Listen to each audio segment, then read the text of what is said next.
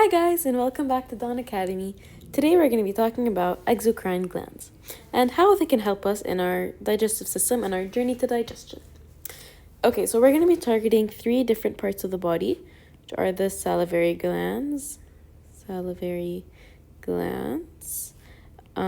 pancreas, and the stomach. So these are going to be our 3 main exocrine sources.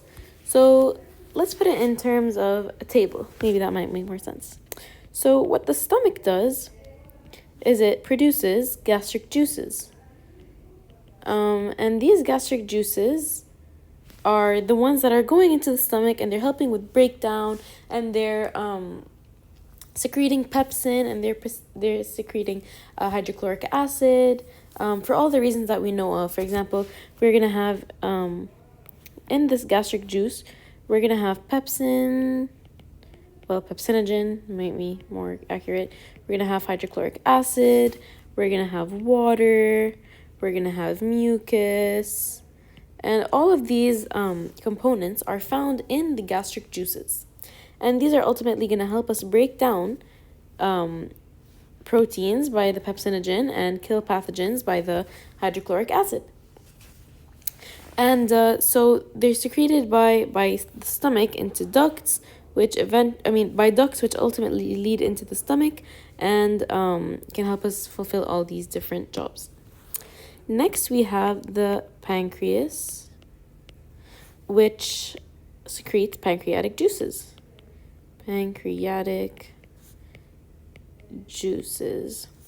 Now, what can you find inside a pancreatic juice? Well, you will find pancreatic amylase. So amylase is the enzyme that converts starch into maltose. We're going to have pancreatic,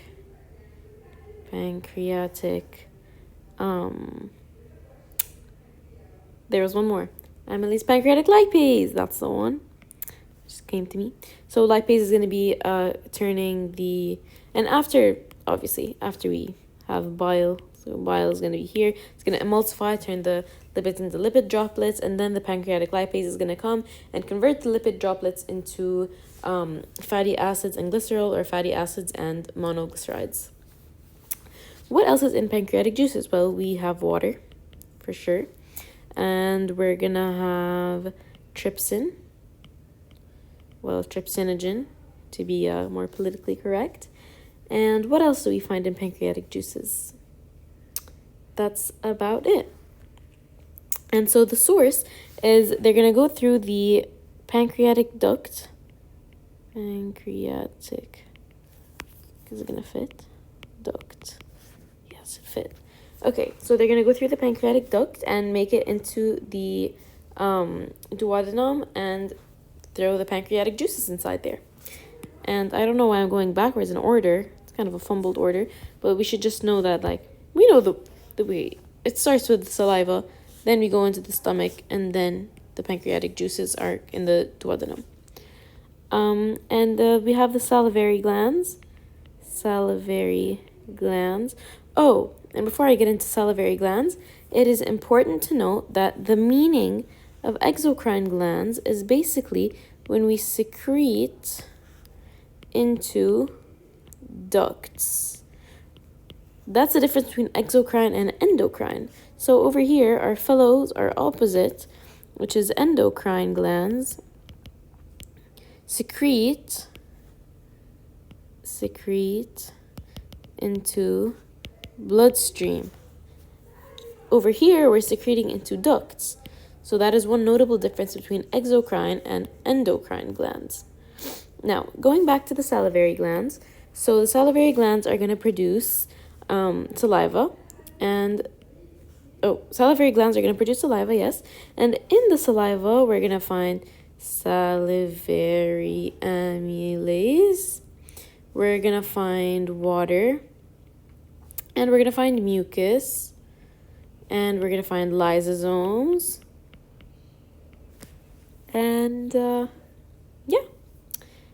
That is pretty much it for the for the bodily juices. Let's call them body juices. Body juice. That doesn't sound weird at all. Okay, now let's move into the structure of a secretory cell. So over here we have one secretory cell. Secretory? Okay, the secretory cell. And this is going to be the cell that is going to be secreting all these juices that we just talked about. So we do know that this cell has to be very rich in mitochondria because we're going to need to produce enzymes. Let me write this down. We're going to need to produce, I can't write on top of it. Enzymes. We're going to be producing proteins. We're going to be producing a lot of things that require ATP to be generated. And that is also why we need a lot of endoplasmic reticulum for the same reasons, because we need enzymes and proteins. Now, we're going to need vesicles because since it's a secretory cell, we're secreting the proteins and the enzymes outside of this. Actually, we're secreting them into here so they can go through the duct and get to where their destination is, whether it's pancreas, whether it's stomach, or whether it's the mouth. So over here we're gonna have the lumen and the duct. So it is very important to note that it's gonna be rich in mitochondria, it's gonna be rich in vesicles, and it's gonna be rich in endoplasmic reticulum. So the vesicles are gonna be needed so we can secrete all of these enzymes and proteins out of the cell. And we're gonna call one of these secretory cells, we're gonna call a group of secretory cells a sinus.